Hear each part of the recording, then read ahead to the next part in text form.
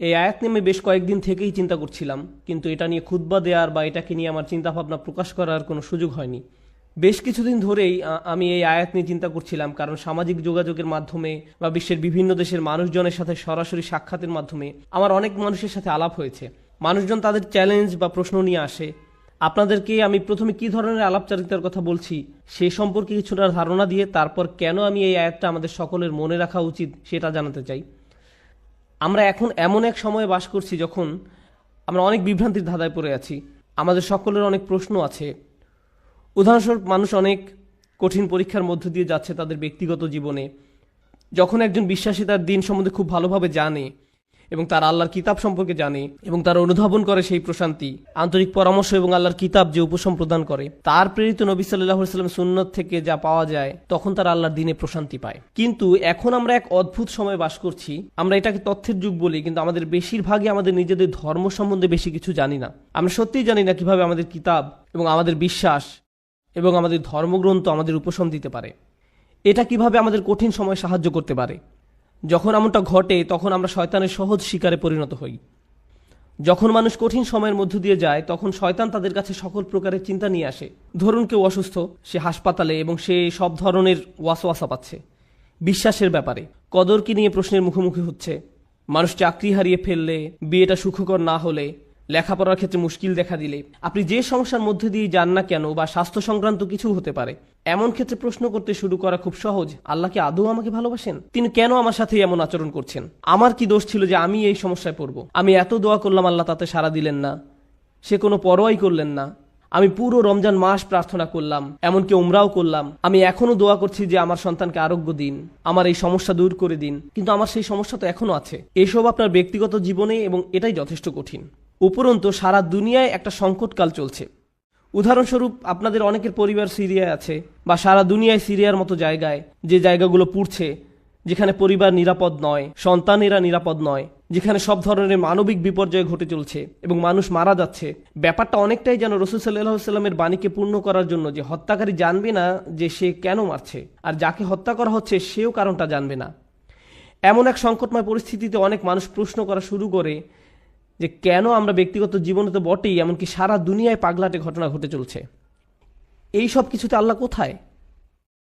তিনি কি এইসব সমস্যা দূর করতে পারেন না? এমন তো না যে আমরা দোয়া করছি না। কুনুতে নাজিলা প্রতি রাতেই সারা দুনিয়ায় মসজিদে পড়া হচ্ছে, আল্লাহুম্মা সুরিল ইসলাম ওয়াল মুসলিমিন, আইজিল ইসলাম ওয়াল মুসলিমিন। মুসলিমদের সহায়তা করুন, ইসলামকে সহায়তা করুন, মুসলিমদের শক্তি দিন, ইসলামকে শক্তি দিন। হে আল্লাহ, আমাদের দিনের শত্রুদের বিরুদ্ধে শক্তি দিন। মনে হচ্ছে যে শত্রুরা দিন দিন আরো শক্তিশালী হচ্ছে আর বেশি বেশি করে রক্তপাত ঘটাচ্ছে। সেই মুহূর্তে কোনো ব্যক্তি তার ধর্ম নিয়ে খুবই হতাশ হয়ে যায় এবং চিন্তা করা শুরু করে এসবের কোনো মানে হয় না, আমি কেন দোয়া করব, কিছুই তো বদলাবে না। এটা কিন্তু আসলে খুব সার্বজনীন একটা সমস্যা। এই সমস্যার ফলাফল স্বরূপ কিছু জিনিস ঘটে। কিছু মানুষ দোয়া করাই বন্ধ করে দেয়। শুধু দোয়াই নয়, এমনকি তারা নামাজ পড়াও বন্ধ করে দেয়, পরোয়া করে না। নামাজকে আল্লাহ এভাবে বর্ণনা করেছেন যে এটা একটা সুরক্ষা, এটা একটা সুরক্ষা। ইন্না সালাতা তানহা আনিল ফাহশাই ওয়াল মুনকার। নামাজ আপনাকে সব ধরনের লজ্জাহীনতা, অশ্লীল আচরণ এবং সব ধরনের ক্ষতি থেকে রক্ষা করে, সব ধরনের ক্ষতি থেকে রক্ষা করে। সুতরাং আল্লাহ যখন এমনটা বলেন এবং কোনো ব্যক্তি নামাজ ত্যাগ করে, তখন তারা আসলে সরাসরি শয়তানের শিকারে পরিণত হয়, সব ধরনের খারাপ কাজ করে যাবে এবং যে করছে সে বুঝতেও পারবে না যে সে কেন এই কাজটা করছে। এরপরে এমন মানুষও কিন্তু আছে যারা অত দূর যায়নি, তারা এখনো দিনের উপর অধিষ্ঠিত আছে, তারা এখনো দিনকে ধরে রেখেছে, কিন্তু তারা কোনো মতে ধরে আছে, কোনো ক্রমে ধরে আছে, তারা কোনো ক্রমে জুমার নামাজে আসে, এমনকি সেটাও তার জন্য সংগ্রাম। কিছু মানুষের অবস্থা এত খারাপ হয়ে যায় যে তারা একটা মসজিদের ভিতর বেশি সময় থাকতেও পারে না। যদিও কোনো কারণে তারা থাকে, তাহলে অস্বস্তি বোধ করা শুরু করে। এমন ঘটনা ঘটে। আমার এমন অনেক মানুষের সাথে সাক্ষাৎ হয়েছে। আমি মনে করি না যে তারা খারাপ মানুষ। যাই হোক, আমি মনে করি কিছু মৌলিক বিষয় ঠিক ছিল না, কিছু নির্দিষ্ট চিন্তা, কিছু নির্দিষ্ট ধারণা, কিছু নির্দিষ্ট অনুভূতিতে ভুল আছে। আর সেই ভুল অনুভূতির কারণে একজন খুব বিপজ্জনক পথে চলে, সেই পথে যেটা পথভ্রষ্টতার দিকে নিয়ে যায়। এদিকে সূরা হাজের শুরুতে আল্লাহ আযজা ওয়া জাল্লা বলছেন সেই সব মানুষের কথা যাদের কাছে মানুষকে পথভ্রষ্ট করার কার্যপ্রণালী আছে, খারাপ মানুষ যারা কোনো জ্ঞান ছাড়াই আল্লাহর বিরুদ্ধে তর্ক করে, এরা আর কিছু চায় না। মাই ইউজাদিলু ফিল্লাহি বিগাইরি ইলমিন ওয়ালা হুদাও ওয়ালা কিতাবিম মুনির। কোনো ব্যক্তি আল্লাহর ব্যাপারে তর্ক করে, বিতর্ক করে এবং ধর্মকে ঘৃণা করে এবং আল্লাহকে ঘৃণা করে, নবী সাল্লাল্লাহু আলাইহি সাল্লামকে ঘৃণা করে এবং তাদের কোনো ধারণাই নাই যে তারা কেন বিতর্ক করছে, পথ নির্দেশনাও নেই, কোনো আলোকিত চিন্তার আলোকেও তারা কাজটা করে না, অভিযোগ করার জন্যই অভিযোগ করা। সেই ধরনের মানুষগুলোর জন্য শুধু এটা যথেষ্ট নয় যে তারা বিভ্রান্তিতে আছে, তাদের আসলে অন্য কাউকে ভুল পথে পরিচালিত করতে হবে। সেটা একদল মানুষ। কিন্তু এই দলের মানুষদের নিয়ে আমি আজ কথা বলবো না। আমি কথা বলবো এর পরের যে দল, তাদের নিয়ে, যারা কিনারায় আছে, আক্ষরিকভাবেই যারা প্রান্তে আছে। কুরআন তাদেরকে এইভাবে বর্ণনা করছে, অমিনান নাসি মান ইয়াবুদুল্লাহি আলা হারফ। আমি এটার এভাবে অনুবাদ করব যে মানুষের মধ্যে এমন কেউ আছে যে আল্লাহর উপাসনা করে একদমই কিনারায়। তারা আল্লাহর উপাসনা করে কিন্তু পর্বতের একদম খারাপ প্রান্তে। এর অর্থ কি? এর অর্থ হলো কিছু সময় এখানে, কিছু সময় সেখানে পড়ে যাওয়ার জন্য প্রস্তুত। তাদের বিশ্বাস যথেষ্ট স্থির নয়, তারা তাদের উপাসনায় যথেষ্ট স্থিতিশীল নয়, তারা অনড় নয়। তাদের মনে এমন প্রশ্ন আছে যার উত্তর তার জানা নেই, অমীমাংসিত আবেগ। সুতরাং সেটা কিভাবে প্রদর্শিত হয়? আল্লাহ নিজে বলেন, ফাইন আসাবাহু খায়রুন আতবাআন্না বিহি। যখন ভালো কিছু তাদের আসে, যদি জীবনে ভালো কিছু ঘটে, তাহলে তারা ভালো থাকে। ঠিক আছে, ঠিক আছে, আল্লাহ আসলে এই দুয়াটা শুনেছেন, সুতরাং আমি এখন নামাজ পড়তে পারি, আমার ভালো লাগছে। ওয়া ইন আসাবাহু ফিতনাতুন, যখন তারা কোনো ফিতনার সংস্পর্শে আসে। ফিতনা শব্দের অর্থ হলো কোনো ধরনের পরীক্ষা, কোনো কিছু যেটা তাদের বিশ্বাসকে পরীক্ষা করে। সুতরাং আল্লাহ খাইরের বিপরীত শব্দ সার ব্যবহার করেননি, এখানে শব্দটি হবে সার। সুতরাং আপনি হয়তো আশা করছিলেন যে আল্লাহ বলবেন ফা ইন আসাবাহু খায়রুন ইতমাআন্না বিহি ওয়া ইন আসাবাহু শাররুন। না, ওয়া ইন আসাবাতহু ফিতনাতুন। কেন এই শব্দটি গুরুত্বপূর্ণ? কারণ আল্লাহ আমাদেরকে জানাচ্ছেন, যখন আপনার খারাপ কিছু ঘটে, তখন শুধু আল্লাহ আপনার বিশ্বাসকে পরীক্ষা করছেন। আল্লাহ শুধু দেখতে চান আপনি কি বিশ্বাস করেন এক আল্লাহকে যে আপনাকে তখনও ভালোবাসেন, যিনি তখনও আপনাকে গুরুত্ব দেন, তখনও তিনি আর রহমান, তখনও তিনি আর রাজেক, তিনি তখনও আপনার সব কিছুর যোগান দিয়ে যাচ্ছেন, আপনার যত্ন নিয়ে যাচ্ছেন, যদিও আপনি তা দেখতে পান না, যদিও আপনার মনে হচ্ছে যেন আপনার সামনে সমস্যার স্তূপ। আর শয়তান চায় যে আপনি প্রশ্ন করুন আল্লাহ কোথায়, সে চায় যে আপনি প্রশ্নটি করুন। তাই আল্লাহ আপনাকে অনেক সময় এমন পরিস্থিতি ফেলতে চান, এটা দেখার জন্য যে আপনার বিশ্বাস কতটা পাকাপোক্ত। এই দিনের শুরু কিন্তু আল্লাযিনা ইউমিনুনা বিল গায়ব, তারা এমন এক আল্লাহকে বিশ্বাস করে যাকে তারা দেখতে পায় না। এর অর্থ শুধু এই নয় যে আমরা আল্লাহকে দেখতে পাই না, পরিকল্পনাও দেখতে পাই না। আল্লাহ আপনাকে বলে দেন না যে তোমার দিনটা এভাবে যাবে, তুমি এখন কঠিন সময়ের মধ্য দিয়ে যাচ্ছ, কিন্তু সহজ সময় আসছে কয়েক সপ্তাহ বা কয়েক বছর বা কয়েক ঘন্টার মধ্যেই। আমরা জানি না যে পরবর্তী মিনিটেই পরিস্থিতি ভালো হবে নাকি আরো 10 বছর লাগবে, আমরা কিছু জানি না। আল্লাহ সেটা বলবেন না। ওমা কান আল্লাহু লিইউতলিয়াকুম আলাল গায়ব, আল্লাহ আপনাকে অদৃশ্যের ব্যাপারে জানাবেন না, তিনি সেটা আপনাকে জানাতে বাধ্য নন।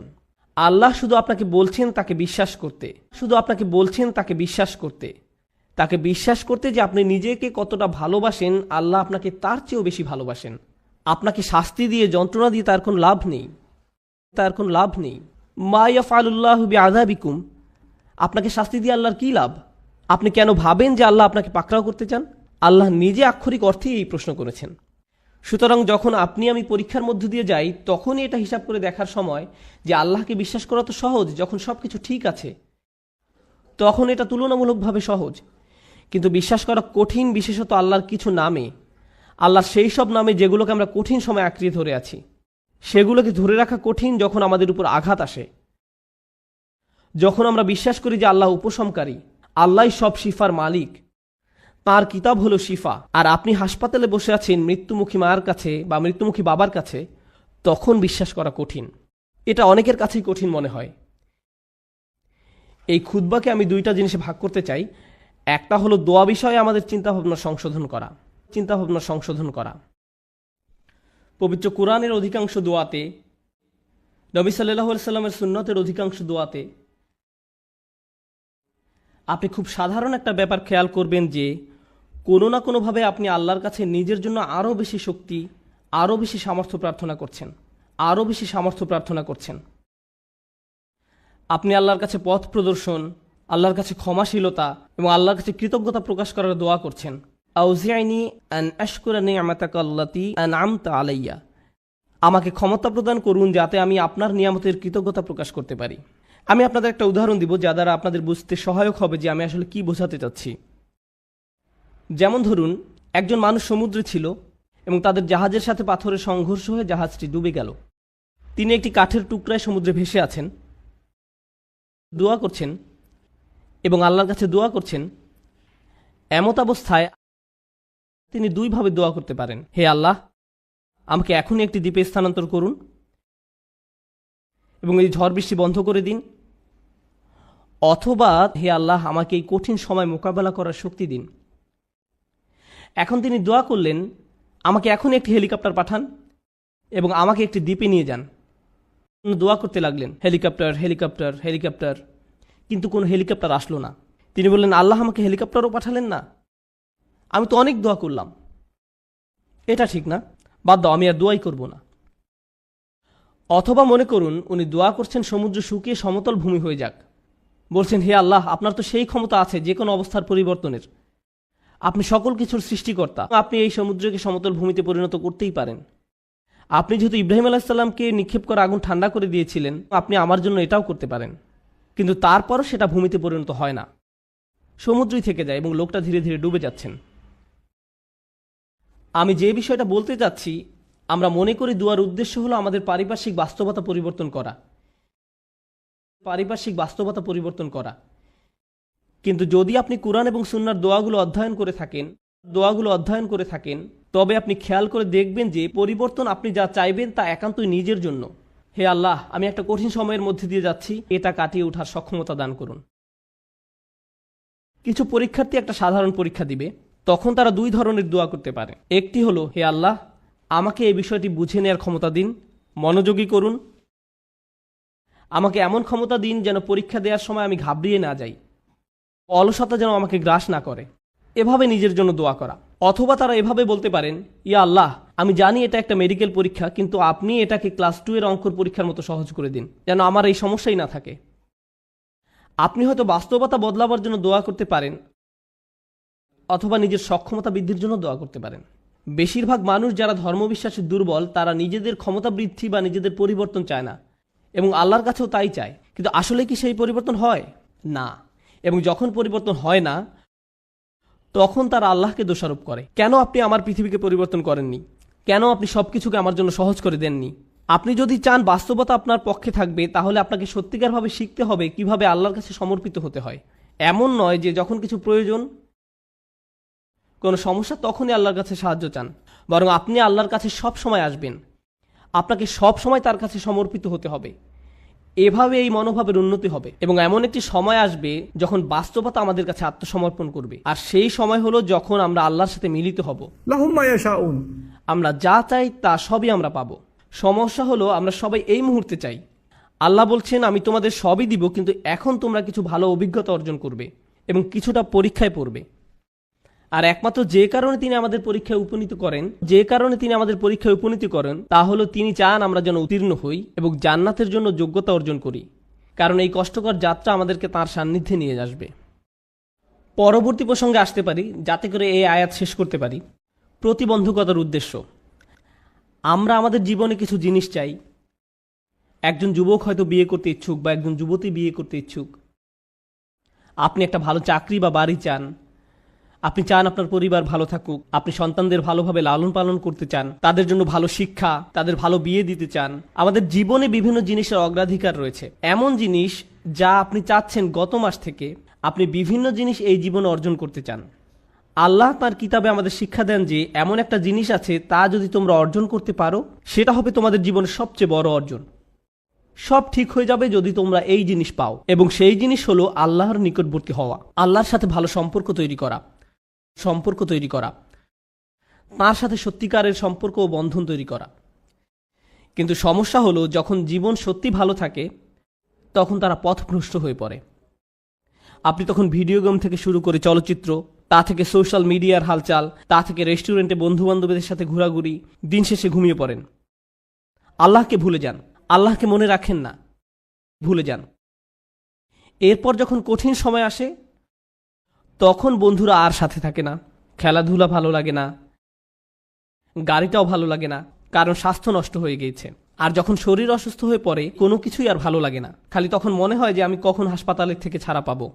ইস, আমি যদি আবার হাঁটতে পারতাম, মানুষজন আপনার পছন্দের খাবার আনবে, আপনি খেতে যাচ্ছেন না। আপনার পছন্দের মুভি দেখাবে, আপনি দেখতে চান না। আপনি সারাক্ষণ যেসব বিষয় নিয়ে মেতে থাকতেন, একটার পর একটার পিছে ছুটে বেড়াতেন, আজ আর কিছুই ভাল লাগে না।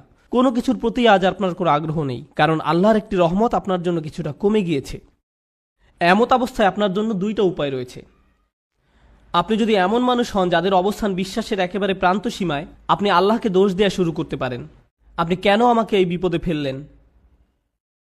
অথবা এই বিপদের সময় আপনি আমাদের জীবনের সবচেয়ে শ্রেষ্ঠ সম্পত্তি অর্জন করতে পারি, আর সেটা হলো বিনম্রতা এবং আল্লাহর অধিক নিকটবর্তী হওয়া। এভাবে আত্ম উপলব্ধি করা যে যখন আমি সুস্থ এবং সম্পদশালী ছিলাম, সব কিছু ঠিক ছিল, তখন আমি বুঝতে পারিনি যে তখন একজন আমাকে সব কিছু প্রদান করে যাচ্ছিলেন। আল্লাহ আমাকে প্রতি মুহূর্তে যোগান দিয়েছিলেন। আমি এর কোনো কিছুরই যোগ্য ছিলাম না। এজন্যই আল্লাহ সুবহানাহু ওয়া তাআলা বলেন, উলাইকা লাহুম নাসিবুম মিম্মা কাসাবু। আল্লাহ ফাদলের কথাও বর্ণনা করেছেন, অবতাগু মিন ফাদলিল্লাহ। আল্লাহর অনুগ্রহ তালাশ করো। আপনি কিছু উপার্জন করতে পারেন না, আপনি যা কিছুই পান তা আপনার প্রতি আল্লাহর অনুগ্রহ মাত্র। কিন্তু সময় থাকতে বুঝতে পারেননি, কারণ আপনি এটা সহজেই পেয়েছিলেন। আপনি আল্লাহর কাছে অনুনয় বিনয় করে চাইতে থাকেন, কান্নাকাটি করেন এবং এমনভাবে প্রার্থনা করতে থাকেন যেভাবে পূর্বে কখনো করেননি, যেভাবে আগে কখনো অনুভব করেননি, এবং অতঃপর আল্লাহ আপনাকে সুস্থ করেন।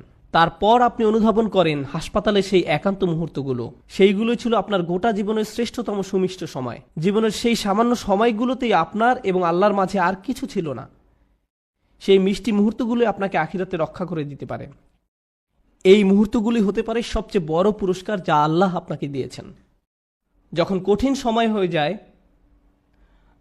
সময় কঠিন হয়ে যায়, ওয়া ইন আসাবাতহু ফিতনাতুন ইনকালাবা আলা ওয়াজহিহি, এবং যদি কোনো পরীক্ষায় পড়ে তখন মুখ ঘুরিয়ে নেয়। তার মানে কি? তার মানে আমি আল্লাহর কাছে কিছুই চাই না। কিভাবে তিনি আমাকে ছেড়ে গেলেন? কেন তিনি আমাকে বিপদে ফেললেন? আমাদের সময় এটা উপলব্ধি করা খুবই সহজ।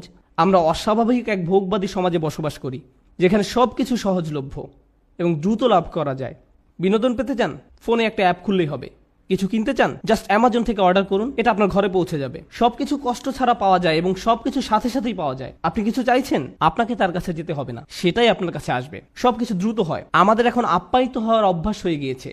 আপনার একটা অর্ডার যদি 2 থেকে 3 দিনের জন্য দেরি হয়, তবে আপনি তাকে 1 স্টার বা থামস ডাউন খারাপ রেটিং দিচ্ছেন।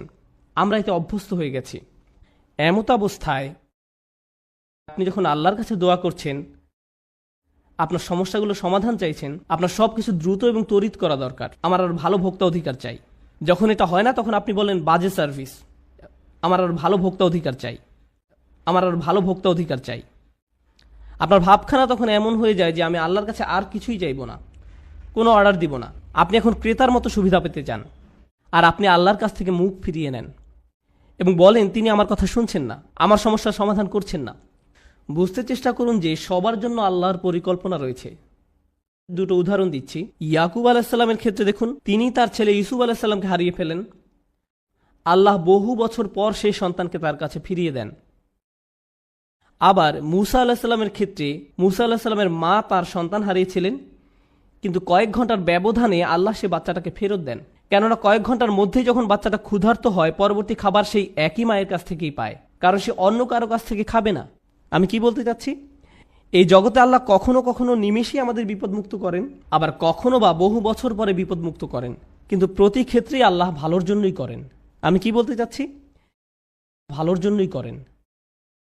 আমি বিশেষত ইয়াকুব আলাইসাল্লামের গল্পটা পছন্দ করি, কেননা এই ঘটনার কল্যাণকর দিকগুলো চিন্তা করে দেখুন একবার। এত বছর ধরে বাবা কাঁদলেন এবং প্রায় নিজের দৃষ্টিশক্তি হারিয়ে ফেললেন, তাই না? কোরআনের ভাষা অবিয়াদ্দা তাই না হু। কোন আলেম যেমন আলুসি রহমতুল্লাহ মন্তব্য করেন তিনি কাঁদতে কাঁদতে অন্ধ হয়ে গিয়েছিলেন। এখন এই পুরো সময়টা জুড়ে ইউসুফ আলাহিসাল্লাম কোথায় ছিলেন? তিনি ছিলেন জেলে। প্রথমত তিনি ছিলেন শিশু শ্রমিক এবং বড় হওয়ার পর জেলে যান, বহু বছর জেলে কাটান। হয় তিনি ছিলেন শিশু শ্রমিক, নতুবা তিনি জেলের কয়েদি হিসাবে জীবনযাপন করেন। প্রথমত তিনি ছিলেন শিশু শ্রমিক, নতুবা তিনি জেলের কয়েদি হিসাবে জীবনযাপন করেন। সুন্দর জীবন ছিল না, এটা সুন্দর জীবন নয়। কিন্তু এরপরও যখন তিনি রাজার স্বপ্নের অর্থ বলেন এবং সেই স্বপ্নের অর্থ হয় যে পুরো অর্থনীতিতে 7 বছরের মধ্যে ধস নামবে, মানুষজন দুর্ভিক্ষে মারা যাবে, একজনই তখন সেই সমস্যার সমাধান জানতেন, তিনি হলেন ইউসুফ আলাইহিসসালাম। যদি তিনি জেলে না থাকতেন তাহলে রাজাকে সাহায্য করতে পারতেন না। বুঝতে পেরেছেন? যদি ইউসুফ আলাইহিস সালাম পুরোটা সময় নিজের বাবার সাথে কাটাতেন তাহলে এমন ঘটনা ঘটতো না। তাই এখন যেহেতু তিনি সেখানে রয়েছেন এবং স্বপ্নের ব্যাখ্যা দেন এবং বলেন আমিই পারবো সমস্যার সমাধান করতে, আমাকে সম্পদ রক্ষার দায়িত্ব দিন, আমিই পারবো সমস্যার সমাধান করতে, আমাকে সম্পদ রক্ষার দায়িত্ব দিন, এবং তিনি যখন এই কাজগুলো সম্পাদন করেন তখন কি হলো? লাখ লাখ বাবা মাকে আর কাঁদতে হয়নি, কারণ তাদের সন্তান ক্ষুধার যন্ত্রণায় মৃত্যুবরণ করেনি। একজন বাবা তার সন্তানের জন্য বহু বছর কাঁদলেন, কিন্তু তার একার কান্নায় আল্লাহ হাজার হাজার পরিবারকে কান্না থেকে বাঁচিয়ে দেন। কারণ তিনি যদি অর্থনীতি এবং ফসল না বাঁচাতেন পুরো দেশটাতে খরা হতো, মানুষ দুর্ভিক্ষে মারা যেত এবং যুদ্ধসহ বিভিন্ন সমস্যার সূত্রপাত হতো। কখনো কখনো আপনি যে সমস্যার মধ্য দিয়ে যান সেটা শুধু আপনার নিজের জন্যই কল্যাণকর নয়, সেটা অনেকের জন্য সাদকায় জারিয়া পরিণত হতে পারে। আপনি সেটা জানেন না, কিন্তু আপনার ইমানের অবস্থা যদি নড়বড়ে হয় আল্লাহর উপর আপনার এমন বিশ্বাস থাকবে না। আর তাই এই নড়বড় ইমানের কারণেই আপনি আল্লাহর দিক থেকে মুখ ফিরিয়ে নেবেন। তারপর আল্লাহ বলেন খসিরত দুনিয়া ওয়াল আখিরা। যখন মানুষ এমন করে তখন তারা এই দুনিয়া এবং পরকাল উভয়টাই হারায়। এর মানে কি? আপনি যদি নিজেকে ধরে রাখতে পারেন, দেখুন আল্লাহ বলছেন লাকাদ খলাকনাল ইনসানা ফি কাবাদ, নিঃসন্দেহে আমি মানুষকে সৃষ্টি করেছি কষ্ট ক্লেশের মধ্যে। আপনি আল্লাহকে বিশ্বাস করুন আর নাই করুন, আপনার জীবনে চ্যালেঞ্জ থাকবেই। আপনি আল্লাহকে বিশ্বাস করুন আর নাই করুন, জীবিকা উপার্জন করতে আপনাকে প্রচুর পরিশ্রম করতে হবে, অসুস্থতার সাথে লড়াই করতে হবে। এই জীবনটা এমন নয় যে বিশ্বাসীরা এখানে বিলাসী জীবনযাপন করবে আর অবিশ্বাসীরা কষ্টে থাকবে। আল্লাহ সব মানুষকেই কষ্ট ক্লেশের মধ্যে সৃষ্টি করেছেন, তিনি এটাই বলছেন। এখন আপনি যদি ইমানের সাথে এই কষ্ট ক্লেশ অতিক্রম করতে পারেন তাহলে এই জীবনে যেমন আপনি সফলতা লাভ করবেন তেমনি পরকালীন জীবনেও সফল হবেন। আপনি এমন মানসিক প্রশান্তি লাভ করবেন যা অবিশ্বাসী কারো পক্ষে লাভ করা সম্ভব না। আপনি এবং অবিশ্বাসী দুজনই অসুস্থ, কিন্তু আপনি অসুস্থ থাকা সত্ত্বেও প্রশান্তি লাভ করেন আর সে কোনো প্রশান্তি পায় না। আপনি এবং অবিশ্বাসী দুজনে একই ধরনের অর্থনৈতিক সমস্যায় থাকবেন, একই ক্ষুধায় থাকবেন, তারপরেও আপনার অন্তর প্রশান্ত। এত কিছুতে আল্লাহ আপনাকে শান্তি দিচ্ছেন, পুরস্কৃত করছেন, শান্তি দিচ্ছেন। তিনি এখনও আপনাকে রক্ষা করছেন। যারা বিপদে পড়লে আল্লাহর দিক থেকে মুখ ফিরিয়ে নেয় তাহলে আপনি এই দুনিয়ায় শান্তিও হারাবেন, তো আখিরাতে তো হারাবেনই। খসিরাত দুনিয়া ওয়াল আখিরা। আল্লাহ নিকট এই বলে দোয়া করি, রব্বানা আতিনা ফিদ দুনিয়া হাসানা ওয়া ফিল আখিরাতি হাসানা। হে আমাদের রব, আমাদের দুনিয়ায় হাসানা দান করুন এবং পরকালের হাসানা দান করুন। এখানে হাসানা শব্দের উপযুক্ত অর্থ হলো যখন আপনি আল্লাহর কাছে জীবনের জন্য ভালো কিছু চান, অর্থাৎ ভবিষ্যতের জন্য ভালো চাওয়া, আখিরাতের জন্য চাওয়া একই সময়। এটা হলো রব্বানা আতিনা ফিদ দুনিয়া হাসানা ওয়া ফিল আখিরাতি হাসানা। এবং এই কারণে অফিল আখিরাতে হাসানা, ফলশ্রুতিতে আখিরাতের কল্যাণ, যেটা ভিতর বাহির উভয় দিক থেকেই সুন্দর। অফিল আখিরাতে হাসানা। তো আল্লাহ বলেন যালিকা হুয়াল খুসরানুল মুবিন, এটি হলো সুস্পষ্ট ক্ষতি। কোরআনে ক্ষতির জন্য 3টি শব্দ ব্যবহার করা হয়েছে। আল্লাহ ব্যবহার করেছেন খুসর, ইন্নাল ইনসানা লাফি খুসর।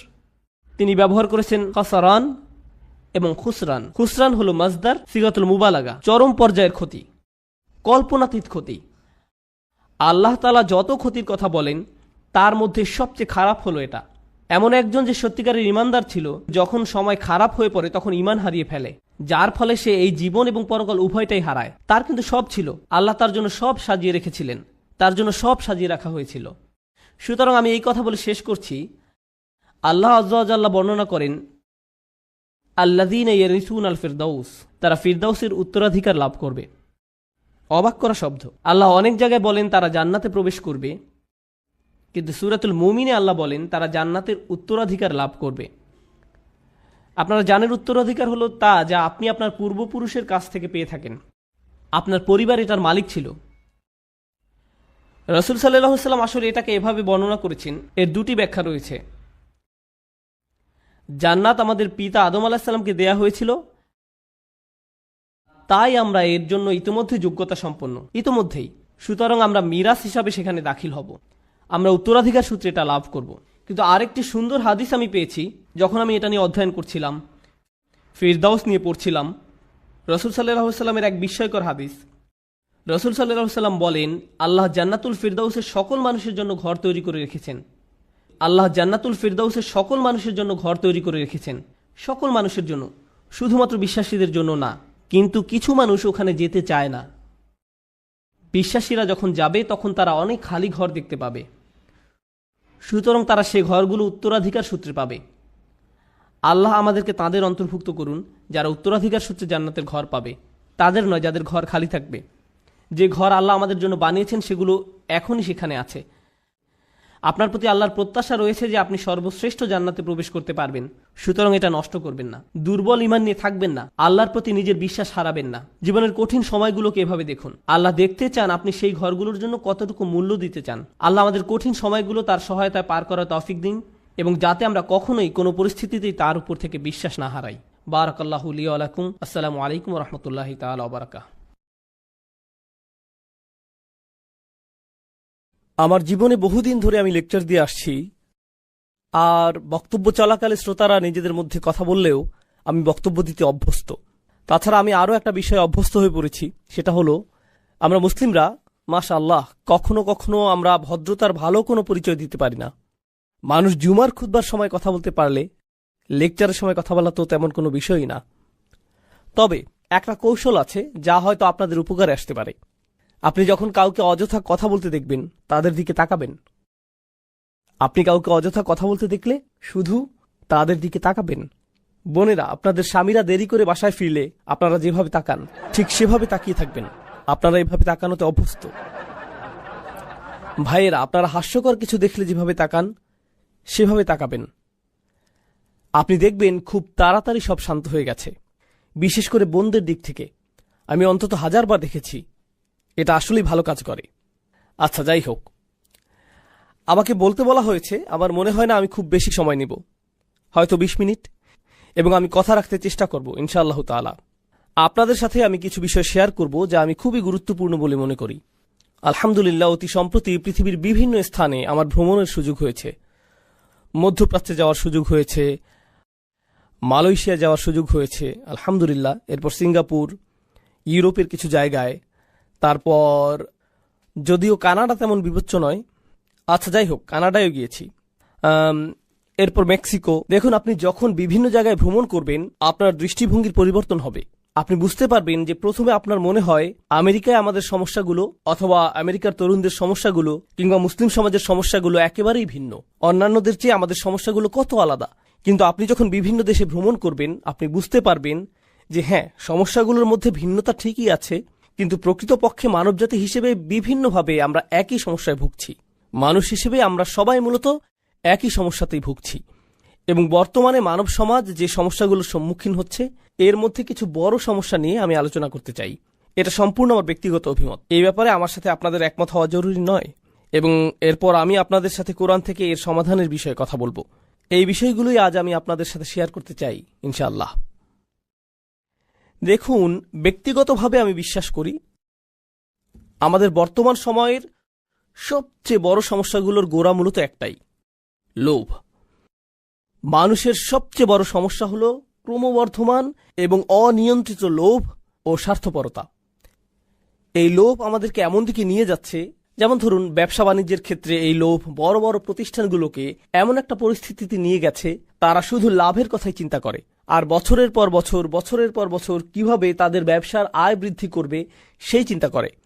এবং এমনটা করতে গিয়ে সমুদ্রের একটা সম্পূর্ণ অংশ কি ধ্বংস হয়ে যাচ্ছে, নাকি একটা পুরো গ্রাম উজাড় হয়ে যাচ্ছে, নাকি এর মাধ্যমে পাহাড় ধ্বংস হয়ে যাচ্ছে, অথবা এটি শুধু পরিবেশের গঠনগত ক্ষতি করছে তাই নয়, বরং সমগ্র পৃথিবীর সামাজিক এবং অর্থনৈতিক পরিবেশের ক্ষতি করছে, তারা এসবের কোনো কিছুই তোয়াক্কা করছে না, কারণ দিন শেষে এর মাধ্যমে তারা লাভ করতে পারছে। তাহলে পৃথিবীর সমস্ত দুর্নীতির একটা বড় অংশ, রাজনৈতিক দুর্নীতি বলেন বা পরিবেশগত দুর্নীতি, যা খুবই আশঙ্কাজনক, তাই না? এই সব কিছুর মূল কারণ হচ্ছে অনিয়ন্ত্রিত, লাগামহীন এবং অপ্রতিরোধ্য লোভ। এটাই মূল কারণ। আমি ব্যক্তিগতভাবে বিশ্বাস করি এটাই বর্তমান বিশ্বের অনেক অনেক অনেক সমস্যার কেন্দ্রবিন্দু। আপনি যদি লোভ সম্পর্কে কোরআন থেকে গবেষণা করেন আপনি দেখবেন আল্লাহ আযজা জাল্লা বেশ স্পষ্ট ভঙ্গিতে এর বর্ণনা দিয়েছেন। তিনি বলছেন, অমাইয়ুকা শুহা নাফসিহি ফাউলাইকা হুমুল মুফলিহুন। আয়াতটির ভাষা খুবই ইন্টারেস্টিং। আল্লাহ বলছেন যাদেরকে তাদের অন্তরে বিদ্যমান লোভ থেকে রক্ষা করা হয়েছে। অন্যভাবে বলতে গেলে আল্লাহ এই সত্যের ঘোষণা দিচ্ছেন যে প্রত্যেক মানুষের মধ্যে কি আছে? লোভ আছে। আমরা সবাই লোভী। বিষয়টা এমন না যে কিছু মানুষ লোভী আর কিছু মানুষ লোভী নয়। প্রকৃতপক্ষে আমরা সবাই লোভী। এবং এরপর আল্লাহ বলছেন অমাইয়ুকা, যা প্যাসিভ ফর্ম। এর মাধ্যমে বলা হচ্ছে যে ব্যক্তিকে এই লোভ থেকে রক্ষা করা হয়েছে। অর্থাৎ আমার অন্তরের ভিতরে এমন কিছু একটা আছে এবং আমি নিজে আমাকে এর থেকে সুরক্ষিত রাখতে পারি না। ইয়ানি লাম ইয়াকুল ওয়া ইয়াত্তাকি শুহা নাফসিহি, যে ব্যক্তি তার অন্তরের লোভ বা সংকীর্ণতা থেকে নিজেকে রক্ষা করতে পারবে। আমি যদি বলি, মনোযোগ দিয়ে শুনুন, আমি যদি বলি আমি আমাকে রক্ষা করতে সক্ষম, এখানে রক্ষা করার কাজটি কে করছে? আমি নিজে। আমি নিজে কাকে রক্ষা করছি? আমার নিজেকে। কিন্তু আমি যদি বলি আমাকে রক্ষা করা হয়েছে, এই ধরনের বাক্যে রক্ষা করার কাজটা কে করছে? অন্য কোনো ব্যক্তি, এমন কেউ যার কথা উল্লেখ করা হয়নি। এই আয়াতে আল্লাহ বলছেন তোমাদেরকে অবশ্যই বাইরে থেকে নিরাপত্তা দিতে হবে, বাইরের কাউকেই আসতে হবে যে তোমাদেরকে তোমাদের মনের গভীরে থাকা লোভ থেকে রক্ষা করবে, এবং তোমাদের কাছ থেকে লোভ সংকীর্ণতা কখনো আলাদা করা যায় না। এই জন্যই কোরআনের ভাষায় আমরা এমনটা পাই না আশুহা ফি নফসিহি অথবা আশুহা লি নফসিহি, বরং এটা ছিল শুহা নফসিহি। এর মানে হলো, ব্যাকরণের শিক্ষার্থীদের জন্য বলছি, এটা একটা ইদাফ, এখানে একটা মুদাফ এবং মুদাফ ইলাই আছে, এবং এই দুইটা শব্দ পরস্পরের সাথে দৃঢ়ভাবে জুড়ে আছে। আপনি একটা মুদাফকে মুদাফ ইলাই থেকে আলাদা করতে পারবেন না। আল্লাহ বলছেন মানুষ কখনোই তাদের নিজেদেরকে লোভ থেকে পৃথক করতে পারবে না। এমন কোনো একটা দিন আসবে না যেদিন আপনার ঈমান এতটাই সুউচ্চ থাকবে এবং আপনি আর কোনো লোভ অনুভব করবেন না। এমনটা কখনোই হবে না। প্রত্যেকটা দিন আমাকে আপনাকে লোভের বিপরীতে নিজেদেরকে আত্মরক্ষা করে যেতে হবে। এটা একটা সার্বক্ষণিক সংগ্রাম। আমি শুরু করেছিলাম বড় বড় প্রতিষ্ঠানের কথা, পৃথিবী দূষণ এবং ধ্বংসের কথা বলে। এখন আসুন বিষয়টাকে আমরা আমাদের ঘরের কাছাকাছি নিয়ে যাই। প্রতিটি মাই লোভী, প্রতিটি বাবাই লোভী, প্রতিটি ছেলে সন্তান লোভী, প্রতিটা কন্যা সন্তান লোভী। একটা বাচ্চা বলে, তুমি গত সপ্তাহে আমাকে একটা খেলনা কিনে দিয়েছ, আমি এখন আরেকটা চাই। জানেন, আমার ছেলে একটা সৈনিক কিনতে চেয়েছে, আমাকে বলেছে নিনজা টার্টেলের নতুন একটা সৈনিক কিনে দিতে। ঠিক আছে, কারণ তারা তাদের পুরাতন সৈন্যগুলো পরিবর্তন করেছে, এখনকারগুলো আরো বিদঘুটে। এখন তাদের চোখগুলো কেমন জানি উন্মাদের মতো, মাথাটা কঙ্কালের মতো, কিন্তু সে এই নতুন সৈনিকই চায়। সে টিভিতে নতুন নিনজা টার্টেল দেখেছে, তাই সে আমাকে বলল, বাবা আমাকে নতুন একটা সৈন্য কিনে দাও। আচ্ছা, আমি তাকে একটা সৈন্য কিনে দিলাম। আর জানেন, যখন আমি তাকে এটা দিলাম সে যে কি খুশি হয়েছিল। তারপর সে আমাকে বলল আরো 3টা সৈনিক চাই, কারণ প্রত্যেকটা টার্টেলের জন্য আমার একজন একজন করে সৈনিক লাগবে। দেখো, 4 জন মিলে শুধুমাত্র একজন সৈনিকের সাথে লড়াই করতে পারবে না। ইন্না লিল্লাহি ওয়া ইন্না ইলাইহি রাজিউন, এটা হতে পারে না। লড়াইটা অবশ্যই ন্যায্য হওয়া উচিত, তাই না বাবা? এমনকি আপনার 3 বছরের বাচ্চাটার লোভ আছে। আপনি বাসায় একটা কেক নিয়ে আসেন, কিংবা বাসায় M&M অথবা খুবই ছোট্ট সামান্য কোনো চকলেট নিয়ে যান, দেখবেন বাচ্চারা সবাই সেখানে জড়ো হয়ে যাবে। ধরুন একটা বাচ্চা একটা চকলেট পেল, আর একটা বাচ্চা 2টা পেল। সাথে সাথে প্রথম বাচ্চাটা কি বলবে? আমার আরেকটা কোথায়? ওরটা হলুদ রঙের, আমিও কি হলুদ রঙের ক্যান্ডি পেতে পারি? তোমার এম আমারটার চাইতে বড়। আরে, এটা তো বড় হাতের এম, আমারটা কেন ছোট হাতের? সাথে সাথে তুলনা, আমারটা কেন ছোট হাতের? সুতরাং আপনি যেটা বুঝতে পারবেন, ধরুন আপনি যদি তাদেরকে প্রশ্ন করেন, যদি সে 2টা খায় আর তুমি একটা খাও, তাহলে তোমারটার স্বাদ কি কমে যাবে? সে কি তোমার খুশির কোনো অংশ কোনোভাবে কেড়ে নিচ্ছে?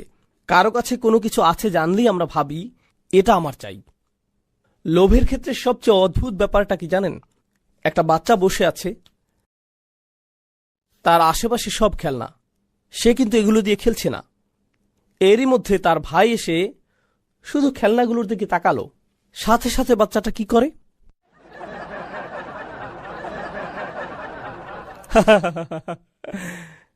সাথে সাথে আপনি অন্যের সামনে নিজেরটা দখলে নিতে চান, আর যখন সামনে কেউ থাকে না আপনি আপনার জিনিসকে অত পাত্তাই দেন না। জানেন এ থেকে আমরা কি শিক্ষা পাই? আমরা বুঝতে পারি যে আমাদের বেশিরভাগ লোভ মূলত আমাদের পারিপার্শ্বিকতার প্রভাবে হয়।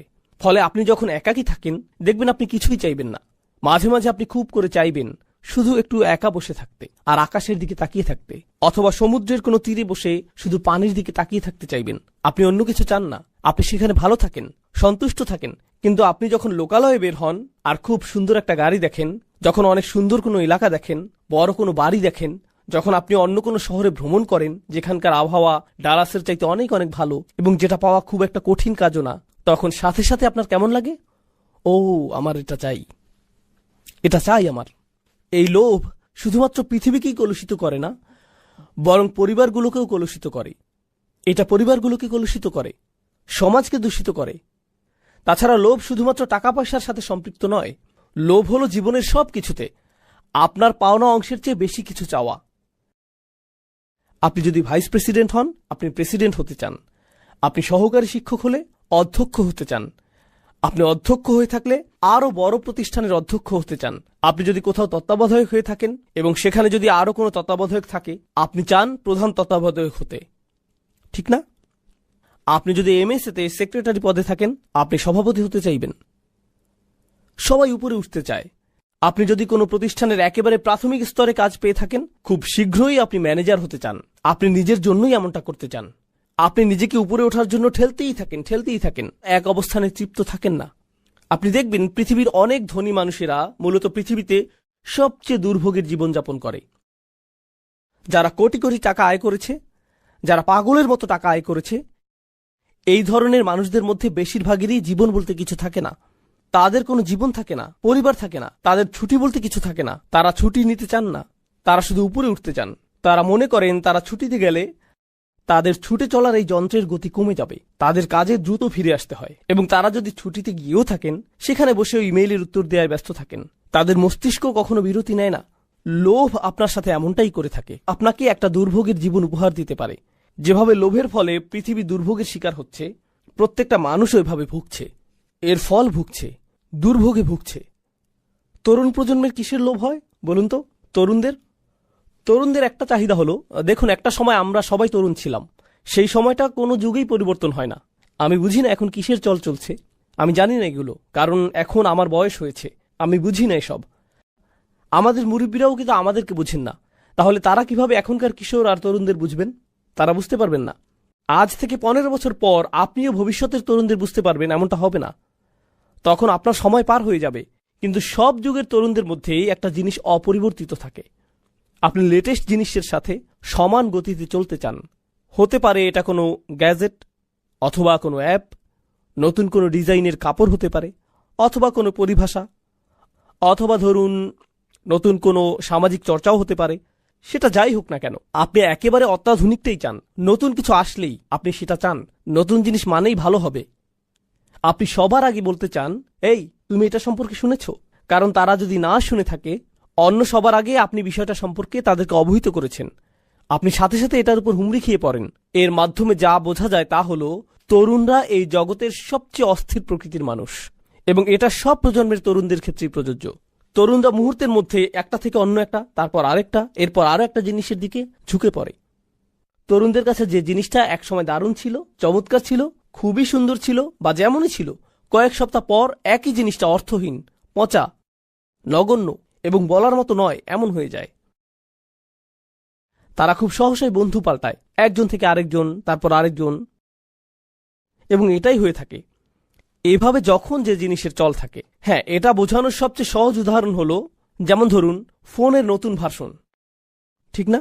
ফোনের নতুন ভার্সন, যা অনেকটা পুরনো ভার্সনের মতোই দেখতে, কিন্তু তারপরও মানুষ বলে দিতে পারে যে আপনার কাছে 4 আছে, 5 নেই, অথবা আপনার কাছে 5C আছে, 5S নেই। অথবা আপনি এমনিতে নিজেই বলতে পারেন এবং হঠাৎ নিজেকে ছোট মনে করতে পারেন, কারণ আপনার কাছে শুধু একটা ফোনই আছে, এটার কোনো স্ক্রিন নেই, আপনি এখনো বাটন ফোন ব্যবহার করেন। মানুষের সাথে এটাই হয়। আমি আমার মূল পয়েন্টে ফিরে আসি। এখন এমনটাই হয় যখন আমরা সবসময় বেশি পাওয়ার কথা ভাবতে থাকি। আমরা মনে করি আমরা আরও অনেক কিছু পাওয়ার দাবি রাখি, ঠিক আছে? এই অনুভূতিটাই আমাদেরকে সার্বক্ষণিক একটা অতৃপ্তিতে ডুবিয়ে রাখে। আমরা বরাবরই অসন্তুষ্ট থাকি। এটা এ ধরনের চিন্তার একটা প্রভাব। আমরা সবসময় ক্রুদ্ধ হয়ে থাকি। যা কিছু আপনার সামনে আসুক, আপনি এটা নিয়ে বিদ্রূপ করেন। আপনি এটা কোনো না কোনোভাবে পাশ কাটিয়ে আসেন। হয় সেটা নিয়ে হাসি তামাশা করেন, অথবা মন্তব্য করেন, ছোট কোনো অঙ্গভঙ্গি বা চাহনি দেন, বলেন হ্যাঁ আমার কি। সব কিছুর প্রতি আপনার প্রতিক্রিয়া এমনটাই হয়। এর মানে হলো জীবনকে কিভাবে উপভোগ করতে হয় সেটা আপনি জানেন না, কারণ আপনি আপনার চারপাশের সবকিছুকে অগ্রাহ্য করেছেন। আপনার মতে সবকিছুকে এভাবেই নগণ্য মনে করতে হয়। আপনি কোনো কিছুই আর ভালোভাবে মূল্যায়ন করতে পারেন না। টিনেজারদের বেড়াতে নিয়ে যান, তখন কি হয়? তোমাকে আনন্দিত দেখাচ্ছে না কেন? হোটেলটা কেমন বলো তো? কি অপূর্ব দৃশ্য দেখো। মোটামুটি। তারা মূল্যায়ন করতে পারে না। মূল্যায়ন করার ক্ষমতা আপনার কাছ থেকে কেড়ে নেওয়া হয়েছে। এই যে অতিমাত্রার লোভ, প্রতিনিয়ত এবং তাৎক্ষণিক আনন্দ পাওয়ার ইচ্ছা, এগুলোর ফলে কি হয় জানেন? তরুণদের পুরো একটা প্রজন্ম গড়ে উঠেছে যারা চরম উদাসীন এবং নিরুৎসাহিত। তারা প্রতিনিয়ত এত বেশি কিছু করার এবং এত বেশি জিনিস পাওয়ার প্রতি আকৃষ্ট হয় যে তারা জীবনে কোনো কিছু অর্জন করে নেয়ার ইচ্ছাই হারিয়ে ফেলে। তারা শুধু বাসায় বসে থাকে আর সারাদিন ভিডিও গেম খেলে, আর নেটফ্লিক্সে বা অ্যামাজনে, হুলু কিংবা ইউটিউব বা অন্য যেখানেই হোক একটার পর একটা ভিডিও দেখে এবং এভাবেই চলতে থাকে। আপনি যদি তাকে প্রশ্ন করেন তুমি কি করতে চাও, কিছু না। তুমি আগামীকাল কি করবে, এই তো কিছু না। তোমার জীবনের লক্ষ্য কি, আমার তেমন কোনো লক্ষ্য নেই। তোমার মেজর বিষয় কোনটা, আমি এখনো ঠিক করিনি। কি বলো তুমি, 5 বছরের সিনিয়র অথচ এখনো তোমার মেজর ঠিক করনি? আমি নিশ্চিত না, আমি অনেক কিছু চেষ্টা করেছি, তারপরও আচ্ছা যাকগে। তাহলে আপনি একেবারে নিরুৎসাহী একটা প্রজন্ম দেখেন। আপনি জানেন এই ধরনের সম্পূর্ণ নিরুৎসাহী একটা মানব সভ্যতা গড়ে উঠলে কি হয়? এই যে প্রচণ্ড লোভী মানুষগুলো যারা অন্যায় করে এবং আক্ষরিক অর্থে পৃথিবীর সম্পদগুলো লুট করে থাকে আর দুর্বলদের অন্যায়ভাবে নিয়ন্ত্রণ করে, তারা এত সব কিছু করার পরও পার পেয়ে যায়, কারণ সংখ্যাগরিষ্ঠ লোকজনেরই এগুলো পরোয়া করার মতো অনুভূতি নাই। তাদের আত্মকেন্দ্রিকতা তাদেরকে সম্পূর্ণ অনুভূতিহীন বানিয়ে দিয়েছে। আমার চাওয়াগুলো যতক্ষণ পূরণ হচ্ছে, এসবের কি দরকার? তাহলে আমরা এমন একটা সময় বাস করছি যেখানে আপনি টিভিতে চ্যানেল পরিবর্তন করে করে দেখতে পারেন, অথবা ফেসবুক পেজ বা অন্য কোথাও যেখানে বিজ্ঞাপন দেখায় যেখানে আফ্রিকার বাচ্চাদের কষ্ট, অথবা বাংলাদেশে ঘটে যাওয়া ভয়াবহ বন্যার দৃশ্য বা পাকিস্তানে ঘটে যাওয়া কোনো তীব্র ভূমিকম্পের দৃশ্য দেখানো হয়, আর আপনি সেই ছবিগুলো দেখেন এবং আপনার মধ্যে কিছুই হয় না, আপনার কোনো কিছুর পরিবর্তন হয় না, চোখ দিয়ে পানি আসে না, কিছুই হয় না। আপনি মানুষের দুঃখ দুর্দশা থেকে সম্পূর্ণ বিচ্ছিন্ন। এটা কতটা ভয়াবহ ব্যাপার আপনি জানেন? দেখুন, আমরা কিন্তু এখানে ঈমান নিয়ে কথা বলছি না, আমরা বলছি ধীরে ধীরে আমাদের মধ্যে মনুষ্যত্ব কমে যাচ্ছে। এগুলো মানবিক অনুভূতি। আপনি হতে পারেন একজন খ্রিস্টান, একজন ইহুদি কিংবা নাস্তিক। যখন আপনি কোনো মানুষের দুঃখ কষ্ট দেখবেন, অবশ্যই আপনার মধ্যে এর প্রভাব পড়ার কথা। আপনার মনের মধ্যে এমন কিছু ঘটবে যা আপনাকে পীড়া দিবে, মানুষকে সাহায্য করার আকাঙ্ক্ষা তৈরি হবে। কিন্তু যখন এই ধরনের কিছুই হয় না, তখন আপনি চ্যানেল পাল্টে সেটাই দেখেন যা দেখতে আপনার মন চায়, একটা মুভি যেটা আপনার মস্তিষ্ক থেকে এগুলো আবার মুছে দিবে। আজকাল এটাই ঘটে চলছে। এটা সত্যিই খুবই ভয়ঙ্কর সময়। আমি একটা মুসলিম দেশে গিয়েছিলাম, সেখানে একজন আরবকে জিজ্ঞেস করলাম এখানকার মানুষরা কিভাবে সময় কাটায়, তরুণরা কিভাবে সময় কাটায়। আমি অন্তত 50 জন লোকের কাছ থেকে একই উত্তর পেয়েছি যে তারা শপিং মলে ঘুরতে পছন্দ করে। এদেশে বেশ গরম, সারাদিন তাপমাত্রা বেশি থাকে, তারা বাইরে বের হয় না। শপিং মলগুলো রাতে খোলা থাকে, মাগরিব থেকে ফজর পর্যন্ত মলগুলো মানুষে ভর্তি থাকে। এরাই আপনাদের উম্মাহ, আপনাদের ভবিষ্যৎ প্রজন্ম। বাবা হিসেবে তারা কেমন বাবা হবে, মা হিসেবে কেমন মা হবে, ওরা ইসলামের কেমন দায়ী হবে, কেমন সরকার তারা চালাবে, ভবিষ্যতে কেমন মানুষ হবে, ওরা কেমন মুসলিম হবে সে কথা বাদ দিন, মানুষ হিসেবে ওরা কেমন হবে, বুঝতে পারছেন? যাই হোক, আমি আমার বক্তব্য সংক্ষিপ্ত করছি। আমার হয়তো আর 5 মিনিট সময় বাকি আছে। আজকে আমি আপনাদের যে বিষয়টা বলতে চাই সেটা হচ্ছে কোরআনের ক্ষমতা। আমি জানি আপনারা বহু লেকচার শুনেছেন যেখানে আপনাদের বলা হয়েছে যে আমাদেরকে কোরআন শিখতে হবে, এর অর্থ আমাদের বুঝতে হবে, এটা আমাদের অধ্যয়ন করতে হবে, তেলাওয়াত করতে হবে, মুসলিম হিসেবে কোরআনের সাথে আমাদেরকে সম্পৃক্ত থাকতে হবে। এই কথাগুলো আপনারা 1000 বার শুনেছেন। আমি আশা করছি আমি ওই আলোচনাগুলোর সাথে একটা নতুন মাত্রা যোগ করব, শুধুমাত্র একটা। আমি আমার নিজের ব্যক্তিগত অভিজ্ঞতা থেকে কিছু কথা বলছি। আমি চাই আপনারা এগুলো বোঝার চেষ্টা করুন। দেখুন, আমার জীবনে জীবন দর্শনের জ্ঞানগত সমস্যা ছিল, নৈতিক সংশয় ছিল, আবেগ অনুভূতির সমস্যা ছিল, ঠিক আছে? আমাদের সবার জীবনে কখনো না কখনো আবেগ অনুভূতির দ্বন্দ্ব থাকে, সবারই কখনো না কখনো অস্তিত্ব নিয়ে চিন্তার সংকট থাকে, জ্ঞান বিচক্ষণতার সংকট থাকে, কিংবা কোনো না কোনোভাবে আর্থিক সংকট থাকে। আমার জীবনের সেরা উপহারটা সম্ভবত আমার শিক্ষক আমাকে দিয়েছিলেন। তিনি বলেছিলেন, তুমি যখনই কোনো সমস্যায় পড়বে আল্লাহর কিতাবের কাছে সাহায্য চাও, আল্লাহর কিতাবের দিকে মনোনিবেশ করো। দেখুন, আরবি শেখার জন্য আমার অনুপ্রেরণা কিংবা তাফসীর অধ্যয়নের জন্য আমার অনুপ্রেরণা কখনোই কোরআনের জ্ঞান অর্জন করা ছিল না। জ্ঞান অর্জন করা আমার মূল উদ্দেশ্য ছিল না, এটা এখনো আমার মূল উদ্দেশ্য নয়। আমি জ্ঞান অর্জনের জন্য চিন্তিত নই, বরং আমার কাছে গুরুত্বপূর্ণ হলো এ থেকে এমন একটা সম্পদ অর্জন করা যা আমাকে প্রতিনিয়ত সুস্থ করে তুলবে। বিষয়টা এমন, আমি মনে করি কোরআন একটা কূপের মতো, আর আমি প্রায় তৃষ্ণার্ত হই। যখনই আমার তৃষ্ণা পায় আমি কোরআনের কাছে যাই, এখান থেকে তৃষ্ণা মেটাই এবং আমি ভালো বোধ করি, এটা আমাকে প্রশান্ত করে। দেখুন, আমাদের বুঝতে হবে যে কোরআন হলো আর শিফা, কোরআন হচ্ছে শিফা, এটা মানুষকে সুস্থ করে তোলে। অনেকেই মনে করেন এই তো আমি কোরআনের অর্থ পড়ছি, আমি অনেক কিছু বুঝতে পারছি, আমি অনেক বিষয় শিখছি, আমি কিছুটা আরবি ভাষাও শিখছি, খুবই ভালো কথা।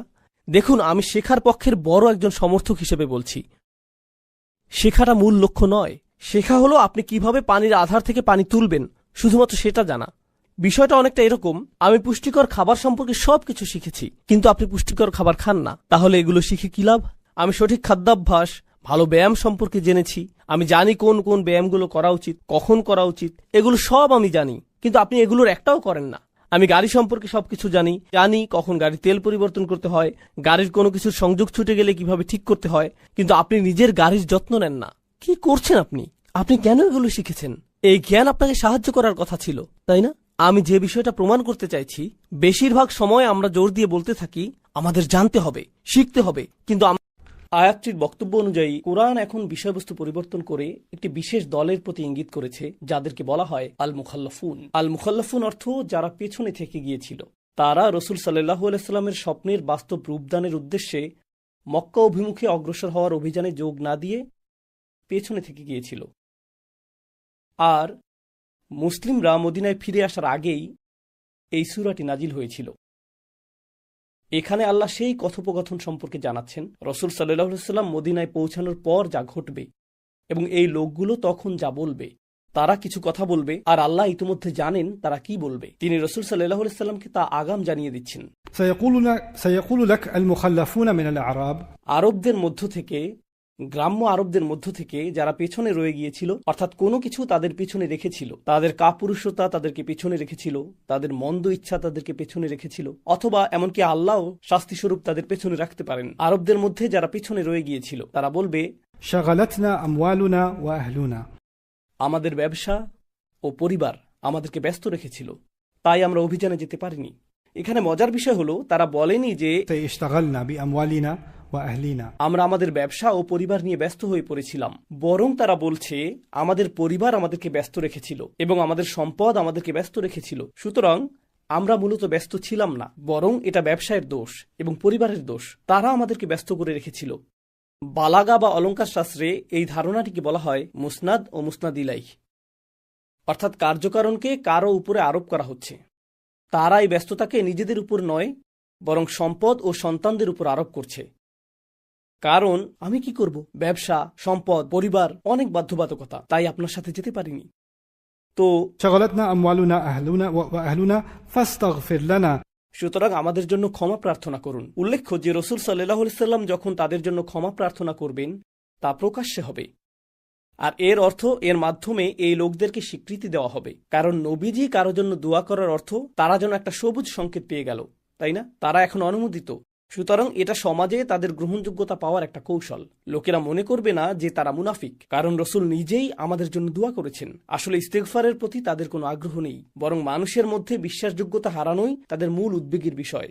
এটাই মূল উদ্বেগের বিষয়। তো তারা আপনার কাছে এসে এই কথা বলবে, يقولون بألسنتهم ما ليس في قلوبهم তারা তাদের জিহ্বা দিয়ে এমন কথা বলবে যা তাদের হৃদয়ে নেই। অন্য কথায়, মদিনায় এবং আমাদের জীবনেও এমন অনেক লোক থাকবে যাদেরকে দেখে মনে হবে যে তারা ধর্মের সাথে সম্পর্কিত কিছু চাইছে, কিন্তু মূলত এর সাথে ধর্মের কোনো সম্পর্ক নেই।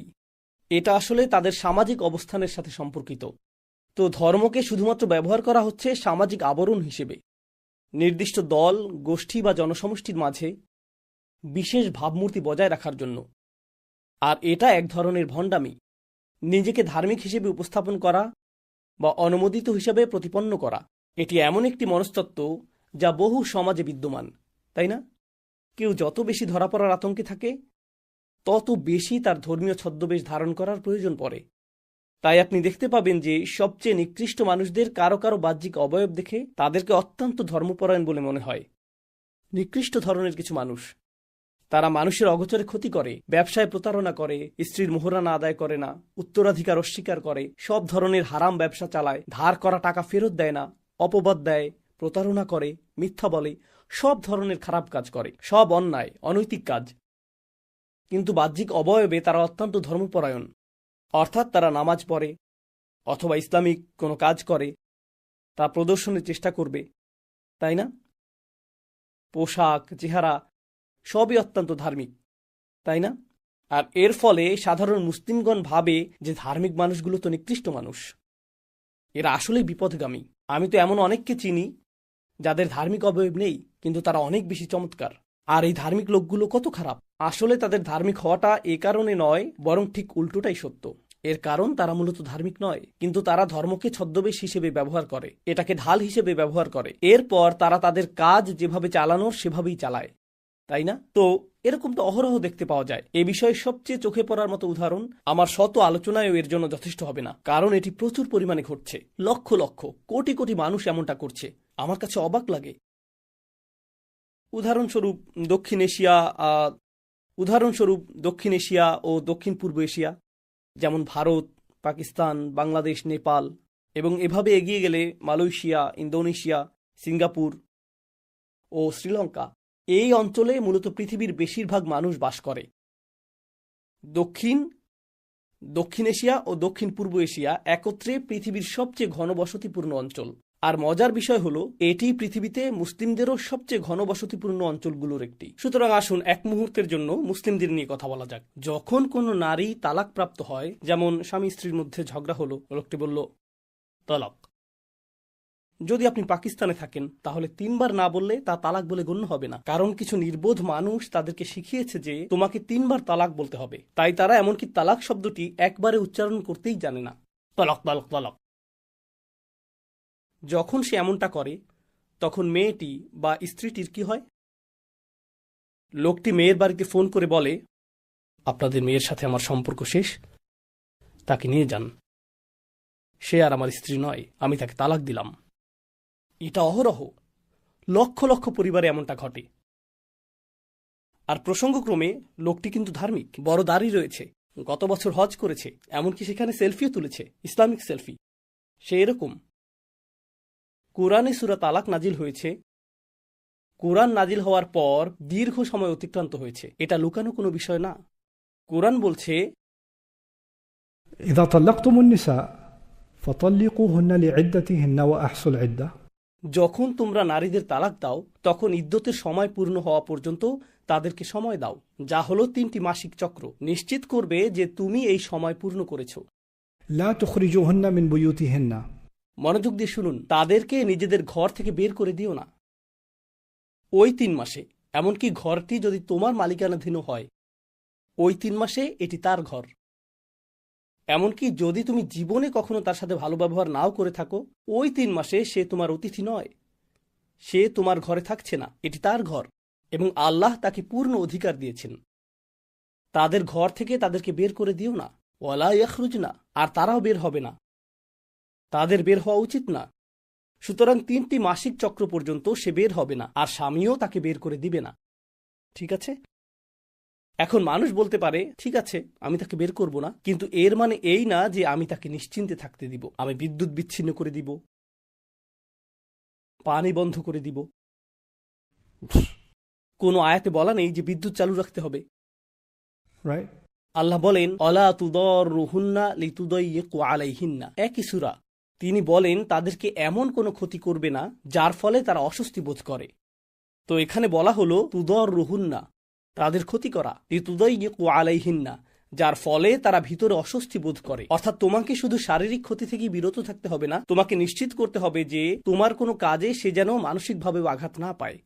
কারণ স্পষ্টতই তোমরা একে অপরকে মানসিকভাবে সামলাতে পারছিলে না, কিন্তু বিশেষ এই সময়ে তোমাকে আগের চেয়েও ভালো হতে হবে। কারণ আল্লাহ বলছেন, এখন তুমি আমার নির্ধারিত সময়ে প্রবেশ করছো, যখন তুমি ইদ্যতের সময়সীমায় প্রবেশ করেছো। এর আগ পর্যন্ত তোমরা ছিলে স্বামী স্ত্রী, সেটা ছিল তোমার স্ত্রীর মধ্যকার ব্যাপার। কিন্তু যেই মুহূর্তে তুমি তলাক উচ্চারণ করলে, এটি এখন তুমি, আল্লাহ ও তোমার স্ত্রীর মধ্যে। তোমার বোঝাপড়া এখন তার সাথে নয়, বরং সরাসরি আল্লাহর সাথে। আর আল্লাহ বলেছেন, এটা তোমার সময় নয়, এটা আমার সময়, আমি তাকে এই ইদ্যত দিয়েছি, আর তুমি তার সাথে সেভাবেই আচরণ করবে যেরকমটা আমি আদেশ করেছি। এর আগ পর্যন্ত তোমরা বন্ধু হতে পারো, কখনো কখনো একে অপরের উপর রাগ করতে পারো, কিন্তু ওই 3 মাসে নয়। অলা তুদররুহুন্না লিতুদাইয়িকু আলাইহিন্না, এই 3 মাসের জন্য। এখন আপনারা আমাকে বলুন, ধার্মিক মুসলিম পরিবারগুলো হিজাব, দাড়ি, পূর্ণ ইসলামিক অবয়ব, আর সেই হিজাবি মা যিনি প্রতি সপ্তাহে ইসলামী আসরের আয়োজন করেন, তিনি বলছেন, আমার ঘর থেকে বের হয়ে যাও, এটা আমার ছেলের ঘর। আর সেই সপ্তাহে তিনি সূরা তালাকের তাফসীর নিয়ে আলোচনা করেন। বুঝতে পারছেন বিষয়টা? এটা কোন ধর্ম? এটা কোন ধর্ম? আমাদের সমাজে এত বেশি গুরুত্ব দেওয়া হয়, মুরগিটি কোথা থেকে কিনেছো, এটা কি হালাল মুরগি, এটা কি জবিহা হালাল, এটা কি সুবার জবিহা হালাল, ছুরিটা কি হালাল, লোকটা কি হালাল, তার হাত কি হালাল, হালাল কতটা হালাল। আপনি নিশ্চিত করেন যে এটা হালাল, কিন্তু এই সকল হারাম কাজ আপনি প্রকাশ্যে করছেন, আল্লাহর আয়াতকে উপহাস করছেন। এতে কোনো সমস্যা নেই, কোনো সমস্যা নেই, এগুলো কোনো ব্যাপারই না। মানুষ নিশ্চিত করে, এভাবে চেক করে নিশ্চিত করে, ভাই ভাই আপনার কাপড় গোড়ালির কিছুটা নিচে নেমে গেছে, أما أسفل الكعبين ففي النار. গোড়ালির নিচে থাকলে সে অংশ জাহান্নামে যাবে। একই লোক, সে এখনো তার স্ত্রীর মোহরানা আদায় করেনি। একই মানুষ, এটা কি? একই লোক যে বাবা মারা যাওয়ার পর তার বোনের উত্তরাধিকার প্রদান করেনি। একই লোক, একই লোক। আমি এটা বুঝতে পারি না। জানেন এই লোকদের কি ঘটে? তারা ধর্মের কিছু অংশ নেয় আর বলে এটাই আমার ইসলাম, যতক্ষণ মানুষ দেখছে। কারণ এটাই মানুষ দেখতে পায়। মানুষ দেখতে পায় গোড়ালির ওপরের কাপড়, মানুষ দেখতে পায় আমার দাড়ির দৈর্ঘ্য, মানুষ দেখতে পায় মাথায় পরিহিত হিজাব, মানুষ এগুলো দেখতে পায়। যতক্ষণ তারা দেখতে পাবে যে আমি ধার্মিক, সেটাই আমার জন্য যথেষ্ট। আড়ালে আমি কি করি, টাকা পয়সার ব্যাপারে, উপার্জনের ব্যাপারে, হালাল হারামের ব্যাপারে, অন্য মানুষের অধিকারের ব্যাপারে, ধর্ম নিয়ে কি প্রহসন আমি করি, সেটা গুরুত্বপূর্ণ না। তাতে সমস্যা নেই, কারণ মানুষ সেটা দেখতে পায় না, মানুষ তা দেখবে না। আমি কিন্তু কাউন্সিলিং করি না। কখনো কখনো মানুষ আমার সাথে সাক্ষাৎ করে, মানুষ আমাকে প্রায় এমন কিছু কথা বলে এই ভেবে যে আমি একজন কাউন্সিলর। আমি তা নই, দয়া করে আমাকে এসব বলবেন না। তারা এসে বলে আমার স্বামী এটা করে, সে তার বাচ্চাদের মারধর করে এবং সে খুব রাগী মানুষ, আপনি কি তার সাথে কথা বলবেন? তার রাগের সমস্যা খুব প্রকট। আমি বলি ঠিক আছে, আমি কি তাকে চিনি? হ্যাঁ, আপনি তাকে চেনেন, সে সব সময় মসজিদে আসে। আমি চিনি? আমি তো কোনো রাগী মানুষকে চিনি না। এরপর লোকটির সাথে যখন দেখা হয়, আসসালামু আলাইকুম রহমতুল্লাহ, ভাই কেমন আছেন? আলহামদুলিল্লাহ। আমি বলি আপনি কিভাবে এমনটা করেন? আপনি আপনার বাচ্চাদের মারেন? ব্রো, সে প্রকাশ্যে এক ব্যক্তি, আর ঘরের দরজা বন্ধ হলেই সম্পূর্ণ ভিন্ন ব্যক্তি, পুরোপুরি ভিন্ন। আল মুখাল্লাফুনরা আসলে এরকমই, যারা ধর্মের অবয়বের আড়ালে থাকতে চায়। আর ধার্মিক অবয়ব বজায় রাখার সবচেয়ে ভালো উপায় কি? রাসূল সাল্লাল্লাহু আলাইহি সাল্লামের কাছে এসে ওযর পেশ করা আর তাকে দিয়ে নিজের জন্য দোয়া করানো। যখন নবীজি তার জন্য দোয়া করেন, সবাই ভাববে যে রাসূল সাল্লাল্লাহু আলাইহি সাল্লাম এই ব্যক্তির জন্য দোয়া করেছেন, নিশ্চয়ই সে একজন ভালো মানুষ। ফাস্তাগফির লানা, আল্লাহ বলছেন ইয়াকুলুনা বিআলসিনাতিহিম মা লাইসা ফি কুলুবিহিম, তারা তাদের জিহ্বা দিয়ে এমন কথা বলে যা তাদের অন্তরে নেই। আলসিনাহ শব্দটি ভাষাগত উৎকর্ষতার অর্থ প্রদান করছে, অর্থাৎ তারা মানুষকে বোঝানোর ক্ষেত্রে খুবই পারদর্শী। যদি আফওয়াহ শব্দটি ব্যবহৃত হতো, এর অর্থ হতো তারা বকবক করে। এর আরেকটি অর্থ তারা অর্থহীন কথা বলে। কিন্তু আলসিনাহ মানে তারা খুবই চতুর, কথায় অত্যন্ত কৌশলী, কিন্তু তারা তাদের জিহ্বা দিয়ে এমন কথা বলে যা তাদের অন্তরে নেই। কুল, তাদের বলুন, فمن يملك لكم من الله شيئا আল্লাহর সামনে তোমাদের পক্ষে এমন কর্তৃত্বশালী কে থাকবে? إن أراد بكم ضرا أو أراد بكم نفعا আল্লাহ যদি তোমাদের কোনো ক্ষতি চান অথবা আল্লাহ যদি তোমাদের কোনো কল্যাণ চান, তখন তোমাদের পক্ষে আল্লাহর সিদ্ধান্তের বিপরীতে দাঁড়ানোর কে আছে? بل كان الله بما تعملون خبيرا বরং আল্লাহ তোমাদের সব কাজেরই খবর রাখেন, তোমাদের সকল কর্মপন্থা সম্পর্কে আল্লাহ সম্যক অবগত। বাল, আসল বাস্তবতা হলো জনান্তুম, তোমরা আসলেই মনে করেছিলে যে أن لن ينقلب الرسول والمؤمنون إلى أهلهم أبدا তোমরা আসলেই মনে করেছিলে যে রসূল ও ঈমানদারগণ আর কখনোই তাদের পরিবারের কাছে ফিরে আসবে না। তোমরা সেই মানুষ যারা নিশ্চিত ছিলে যে রসূল ও ঈমানদারগণ মৃত্যু মুখে পতিত হবেন, তাই তোমরা যুদ্ধে আসোনি। পারিবারিক ব্যস্ততার জন্য না, ব্যবসায়িক ব্যস্ততার কারণেও না, বরং তোমরা ভেবেছিলে তারা আর ফিরে আসবে না, তারা মারা যাবে। وزين ذلك في قلوبكم আর এই ধারণাটি তোমাদের অন্তরে প্রীতিকর হয়ে উঠেছিল। তারা মৃত্যু মুখে পতিত হবে, এটা তোমাদের আনন্দিত করেছিল। কিন্তু যখন তাদেরকে ফিরে আসতে দেখলে, ইউআযযিবাল মুনাফিকিনা ওয়াল মুনাফিকাত, মুনাফিকদেরকে এটা যন্ত্রণায় বিদ্ধ করছিল। যখন তারা নবীজিকে বেঁচে ফিরতে দেখল, এখন মুখ রক্ষার জন্য তাদেরকে নতুন পরিকল্পনা হাজির করতে হলো। আর এটাই ছিল তাদের পরিকল্পনা। আল্লাহ রাসূল সাল্লাল্লাহু আলাইহি সাল্লামকে আগেই বলে দিলেন, তারা আপনার সাথে এই খেলা খেলতে চাইবে। আমি আপনাকে তাদের কৌশলটি, তাদের পরিকল্পনাটি সম্পূর্ণরূপে জানিয়ে দিচ্ছি। তাই তিনি বলেন, وظننتم ظن السوء আর তোমরা সবচেয়ে নিকৃষ্ট ধারণা পোষণ করেছিলে। অকুন্তুম কওমান বুরা, বুরা শব্দটির একাধিক অর্থ রয়েছে। এর একটি অর্থ হলো তোমরা এমন এক সম্প্রদায় যারা সর্বদা অন্তঃসার শূন্য। বুর অর্থ খালিবে, আমরা আপনাদেরকে অনুসরণ করতে চাই, আমাদেরকে অনুসরণ করার অনুমতি দিন। আমরা আল্লাহর পথে যুদ্ধ করার গৌরব অর্জন করতে চাই, আমরা আল্লাহর সন্তুষ্টির উদ্দেশ্যে লড়াই করতে চাই। কিন্তু নবী সাল্লাল্লাহু আলাইহি সাল্লাম যখন স্বপ্নের মাধ্যমে আদেশ পেয়ে উমরার জন্য রওনা হলেন, তখন আল্লাহর পথে লড়াই করার এই ইচ্ছা তোমাদের কোথায় ছিল? এরা তো নিজেদেরকে মৃত্যুমুখে পতিত করবে, তোমরা তো তখন যেতে চাওনি। কিন্তু এখন তারা অর্থ সম্পদ দেখলো, তাদের চোখের মণিতে ডলারের চিহ্ন ফুটে উঠল, আর তারা বলল, আল্লাহর সন্তুষ্টির জন্য আমি আসতে চাই, জারুনা, আমরা কি আসতে পারি? এটা আরেকটি চিরন্তন সত্য। এমন মানুষ থাকবে যারা ইসলামের নামে কোনো কিছুর সাথে যুক্ত হতে চাইবে, কিন্তু তাদের অগভীর উদ্দেশ্য স্পষ্ট। অগভীর এই উদ্দেশ্য হলো টাকা, খ্যাতি অথবা অন্য কিছু, তাই না? উদাহরণস্বরূপ আজকাল অনেক তরুণ, আশা করি আপনারা এই রোগে আক্রান্ত হয়ে পড়েননি, আল্লাহর সন্তুষ্টির জন্য আমি ইসলামিক ইনফ্লুয়েন্সার হতে চাই, আল্লাহর সন্তুষ্টির জন্য আমি ইসলামিক ইনফ্লুয়েন্সার হতে চাই। তুমি তো নিজেই এখনো ইসলামিক ইনফ্লুয়েন্স লাভ করনি। Influencer.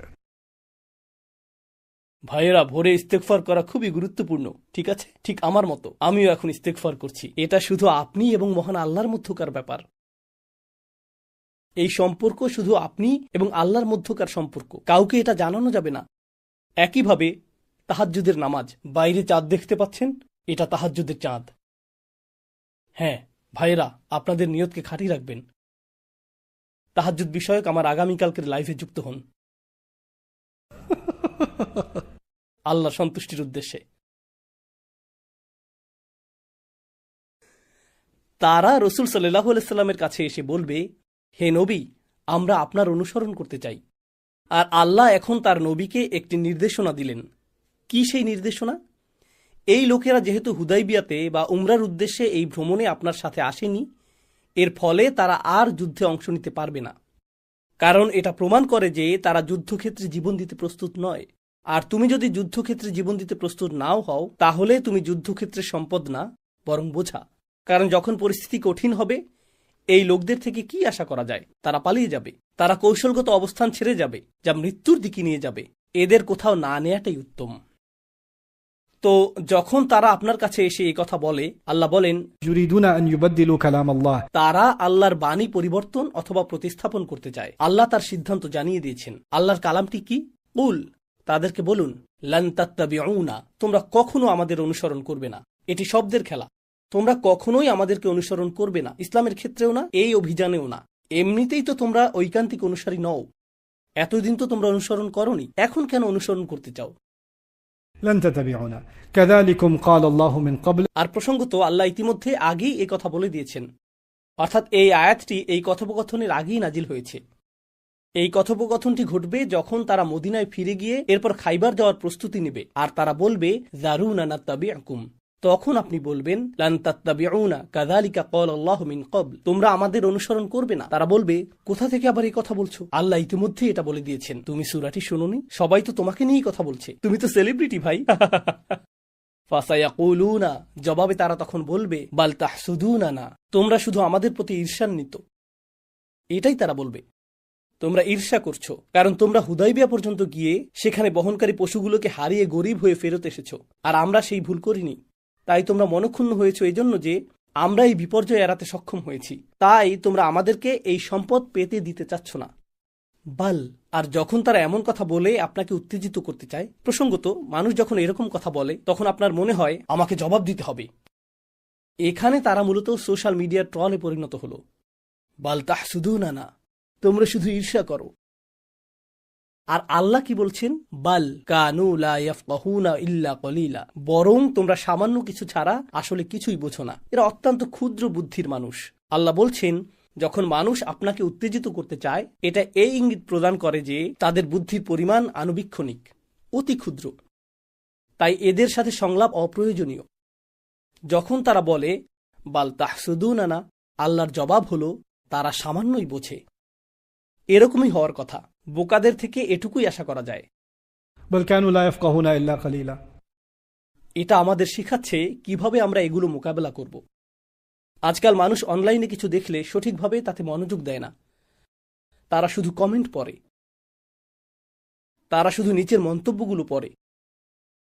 আমার সমস্যা হলো, আমি কখনো ইতিবাচক মনোভাবের কারণে কমেন্ট করিনি। মাঝে মাঝে আমি মজা করার জন্য ফিরতি কমেন্ট করি, এমন মানুষের উদ্দেশ্যে যারা আমাকে নিয়ে কমেন্ট করে, শুধুমাত্র মজা নেওয়ার জন্য, কারণ আমি এটা উপভোগ করি।